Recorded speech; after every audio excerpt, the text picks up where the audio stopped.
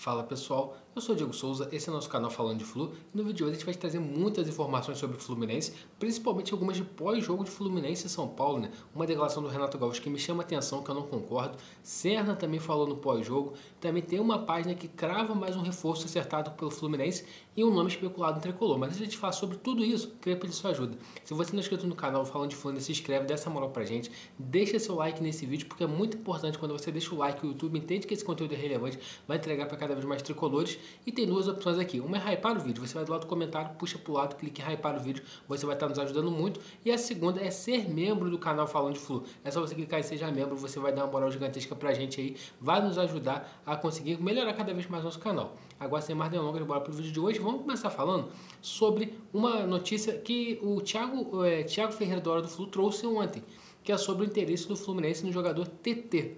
Esse jogador, né, já rodou muito na Europa, né, jogou no Leicester, jogou no Lyon, jogou no Shakhtar, jogou atualmente jogando no Panathinaikos, mas também já jogou no Galatasaray, e os melhores números dele jogando pelo time do Shakhtar, se eu não me engano.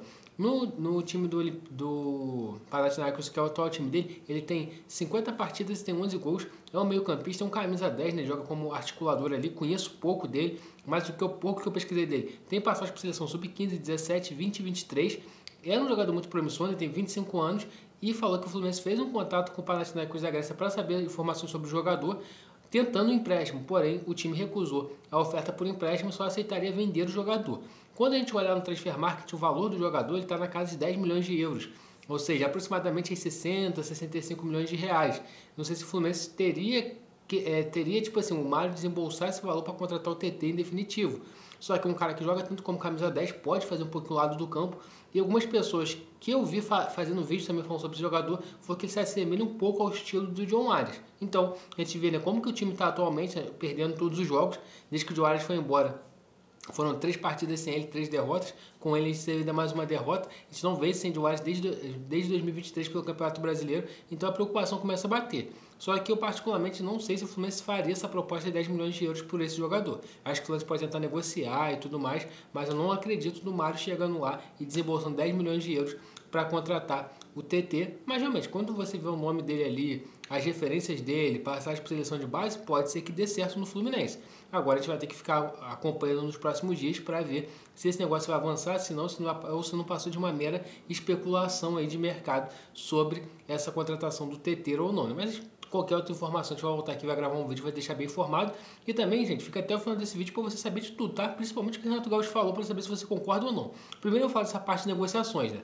Também ontem, pós-jogo do Fluminense, a página, eu esqueci o nome da página, gente, Flunático, se eu não me engano, trouxe a informação que o Fluminense acertou a contratação do jogador Vitinho, do atacante que joga pelo lado do campo. Vitinho pode jogar como segundo atacante e está esperando apenas passar a FluFest para anunciar o jogador como novo reforço. Primeiramente, vamos falar de como é esse negócio. O Vitinho estava sem contrato, nenhum clube quis contratar o Vitinho. Já tinha sido falado do interesse do Fluminense anteriormente, né, do Fluminense ter buscado o Vitinho antes do Super Mundial. O jogador primeiro falou que iria ouvir outras propostas porque não queria voltar para o Rio devido à violência do Rio de Janeiro, só que não chegou outra proposta para ele. Até tem uma informação que tem essa proposta do Fluminense, tem uma consulta de um time da Arábia Saudita. Só que como teve a proposta do Fluminense, parece que o jogador ficou inclinado a aceitar essa proposta do Fluminense. E segundo essa página, Flunáticos, né? Flunáticos que falou isso. Fluminense, o jogador aceitou a proposta do Fluminense e vai ser anunciado nos próximos dias. Eu, particularmente, acho um grande erro dessa diretoria do Fluminense contratar o Vitinho. E espero que eu queime a língua. Por quê? O Vitinho, quando ele sai daqui do Brasil para jogar na Arábia Saudita, ele já sai em baixa. Quando você pega os números dele lá, não foi nada assim, de absurdo, tanto que o jogador saiu de um time e não teve nenhum outro clube buscando esse jogador, né? Normalmente, quando o jogador vai bem em um clube da Arábia Saudita, quando ele deixa esse clube, outros clubes fazem propostas para ele. Outra coisa, o Vitinho também não deve ter um salário muito barato, né? Muito baixo. Ele não vai ganhar menos que 800 mil no Fluminense, eu tenho quase certeza disso. Então, o Fluminense contrata mais um jogador que para mim não vai ser solução, vai ser, não vou nem dizer que é aposta, é um cara que chega pronto para jogar, mas não vai resolver nossos problemas que a gente tem. A gente tem uma grande dificuldade de criação, nosso ataque não faz gols e o Vitinho não vai ser o cara que vai solucionar isso. E o Fluminense investe um dinheiro que talvez poderia estar juntando para contratar um jogador que seja acima da média, um cara que ia chegar aqui e ia resolver os nossos problemas. Então, para mim, é mais uma contratação equivocada dessa diretoria tricolor, assim como fez com o Canóbio, assim como por enquanto está se provando fez com o Soteldo. Então, a gente contra 3, 4, 5 jogadores que são medianos e não tem nenhum cara que é acima da média. Ontem até quem viu o pós-jogo viu que eu estava muito chateado, inclusive não tem como o Paulo Henrique Ganso ser reserva desse time. Ele andando em campo, ele joga mais que esses caras que correm o tempo todo, então é algo que me preocupa muito. Inclusive a gente vai falar um pouquinho do que o Renato falou sobre essa questão de mudar a escalação a todo momento. A gente vai trazer essa informação para você também, mas antes de trazer essa informação sobre o Renato mudar a escalação a todo momento, a gente também vai falar sobre um outro jogador. Kevin Serna foi perguntado, né, pelo jornal da KTO na zona mista do jogo de ontem se chegou alguma proposta do Atlético Nacional por ele, porque tem essa questão, né? O Atlético Nacional deseja ter o Serna, o Fluminense deseja ter o Inestrosa, só que o Fluminense não quer se desfazer do Serna, mas quer trazer o Inestrosa e nesse momento a negociação encontra-se parada. A negociação não anda devido a isso. E o Serna foi direto ao ponto, falou realmente tem uma proposta na mesa, mas eu estou focado no Fluminense e deixo, né, meu staff, juntamente com a diretoria do Fluminense, resolver essa situação. O que eu acho? Eu concordo um pouco com a diretoria do Fluminense não se desfazer do Serna. Por quê? O Serna, bem ou mal, ele é nosso vice-artilheiro da temporada, tem 7 gols, mesmo esbarrando em toda a sua limitação técnica, ele ainda é um dos melhores peças do nosso ataque. É o cara que tenta, que mesmo que aos trancos e barrancos ele tenta fazer alguma coisa.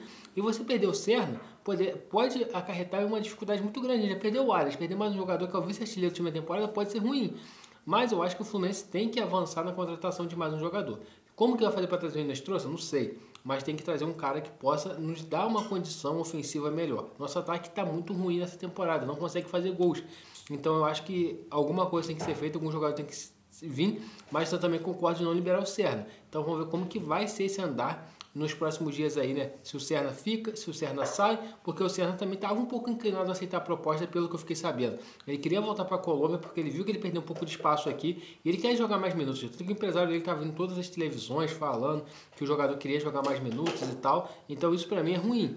Mas eu acho que é complicado a gente perder um jogador do nível do Serna hoje. Embora, eu falo mais uma vez, tem muitas limitações técnicas, mas é um cara que vem sendo importante. Tomara que o Fluminense não perca ele e consiga trazer outros nomes que sejam realmente importantes. Não nomes igual está sendo falado, gente. Vitinho não resolve nossos problemas.